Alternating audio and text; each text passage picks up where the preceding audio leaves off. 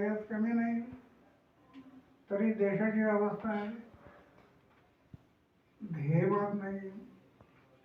आयात जर झालं तर गरिबी राहणार नाही. सगळ्या योजना गरिबासाठीच केल्या. एवढ्या योजना गरिबासाठी राबवतात. त्याने जर ठरवलं हे सोन की मला करायचं ते गरिबी नाट करायची, गरिबासाठीच करायचे,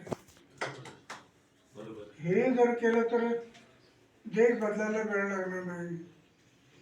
करत नाही ते तू केलं पाहिजे. पण हे सगळं करत असताना आचार शुद्ध पाहिजे.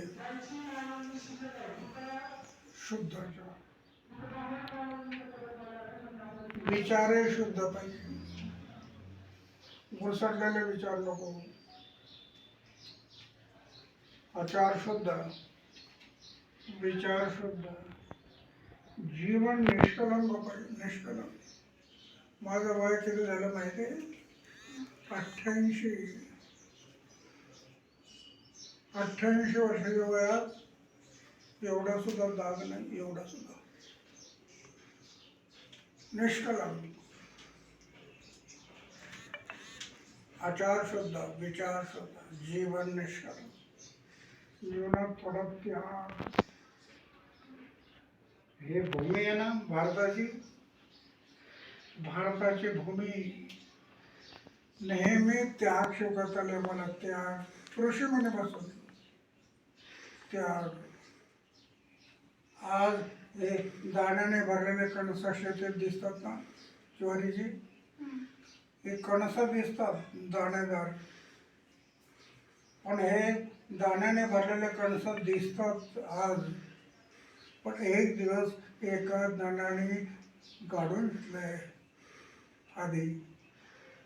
आधी त्या दाण्याने स्वतःला काढून घेतलं म्हणून ते कणस दिसतात.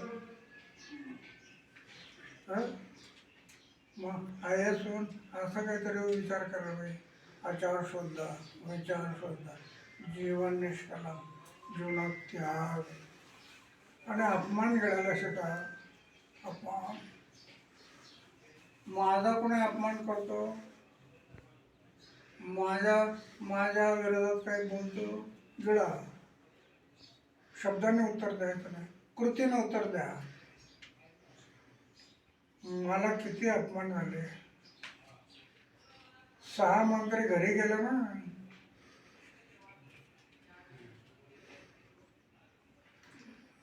गिळत राहिले. अपमान पचवता आले. सत्य कधी सोडायचं नाही. सत्य सत्याचा मार्गाने चालत राहिलं.